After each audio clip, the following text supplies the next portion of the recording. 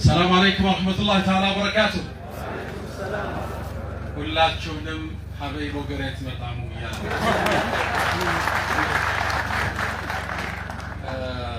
ቢስሚላህ ወሰላቱ ወሰላሙ አላ ኸይሪል አናም። በመጀመሪያ ያሰባሰበን የባረከን አላህ የተመሰገነ ይሁን። የፍጥረት ዓለም ዋናጅ የሰው ልጆች ሁሉ ጌታ የንጉሶች ንጉስ ማይቻለውን ሁሉ የሚያሳካው الرحمن የተመሰገነ ይሁን። አልহামዱሊላህ ረቢል ዓለሚን። ከዛም በመከተል እዚህ ታደማችሁ ከፍተኛ የመንግስት አመራሮች፣ የተከበራችሁ አባቶቻችን፣ በኢትዮጵያ ኢኮኖሚክ ሽግግር ላይ ትልቅ ሚና ያላችሁ ጋራዶች፣ ነጋዴዎች፣ እንዲሁም የሁላችን ተምሳሌት የሆነው ብቻውን ኡማን ይመዝናል ብለው ወንድማችን ሙኒር እንኳን ደስ አለ። ሙኒር የምጠቅብኝ ብያለሁ። ንግግሬን በአንድ ቃል ልቋጭ። እንትን ነው ማነሳው አጭር ነገር። አንድ ወጣት አባቱ ይሞትና እናቱ ትልቅ ሀብት ትቶሏል። ያ ወጣት ግን ይሄን ሀብት መሸከም አልቻለምና ጥበብ እንዲወስድ ወደ ጠቢቡ ኡስታዝ ላከችው። ጠቢቡ ኡስታዝ ደግሞ የሚኖረው ትልቅ የድሮ ቤተ መንግስት ውስጥ ነው። በጣም የሚያምር አርክቴክት ያለበት። ጠቢቡንም እንደተገናኘው ጥበብ ካንተ ልማር መጥቻለሁ አለው። ጠቢቡም በብርጭቆ ዘይት ሰጠውና ቤተ መንግስቱን ዙረ ተመለስ፣ ዘይቱ እንዳይደፋ አለው። ወጣቱ ዘይቷን እያየ ሮጥ ብሎ ጨርሶ ንጉሱ ጋር መጣ፣ ኡስታዙ ጋር መጣ። እሺ ያለው ዘይቱን ይዛ አለው። አልተደፋም፣ ተሳክቶልኛል ብሎ ሲያስብ ጠቢቡ ግን ጠየቀው፣ በሩ ላይ ያለውን ቅርጻ ቅርጽ አይተኸዋል አለ። አላየውም አለ። ምነው ትኩረቱ ዘይቱ ላይ ነበር። እሺ ስትወርድ የሚወርደውን ፋውንቴን አስተውለዋል? አላየውም አለ።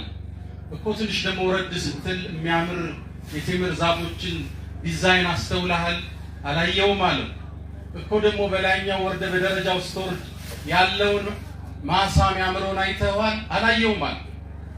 እንግዳማ እንደገና ዘይት ሞላና ዙረህ ተመልክተናል።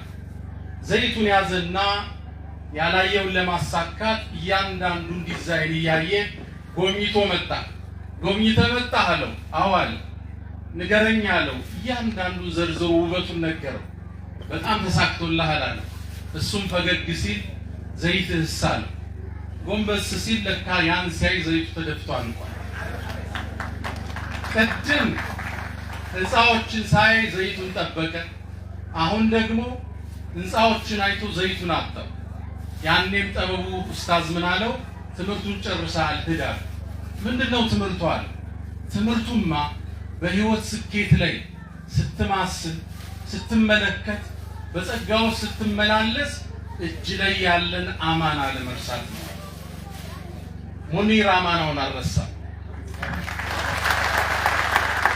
በእርግጥ እሱ አዲስ አበባ አይደለም ሌላ ቦታ ላይ መኖር የሚችል ግለሰብ ሊሆን ይችላል። ከዛም ተመልሶ እንዲህ አይነት አስቸጋሪ መንገድ መጥቶ ተመላልሶ አርክቴክቱን ተከታትሎ ቀድሞም ገብቶ ቁሞ አስቀብቶ ለትውልድ እንዲማበርከት ትልቅ አማና አሳይተህናል። ለሁላችን አስተምረህናል። ሁሉም ማታ ስናወራ የነበረው ወደ ሰፈራችን መመለስ ነውና የሁላችን ልብ ውስጥ አሻራ አለ። ይሄ ላንተ ሐሳቡ ሰደቃ ጃሪያ ነው። ህንጻው ብቻ አይደለም፣ ይሄም አንድ ቤት ነው። ያንተን ሐሳብ አይተው የሚገነቡት ሰዎች ሁሉ ያ ያንተ ሰደቃ ጃሪያ ነውና ለቤተሰቦች ለወላጆች ቀብር መብሪያ ላይ አድርገው ይሄን እንድትሰራ ከጎኔ የቆመችው ባለቤት መጨረሻ እንደምታመሰግናት አውቃለሁ። ቤተሰቦች ቤተዘመድን የተለየ ክብርና ምስጋና አለኝ። አላህ ይወደዳችሁ።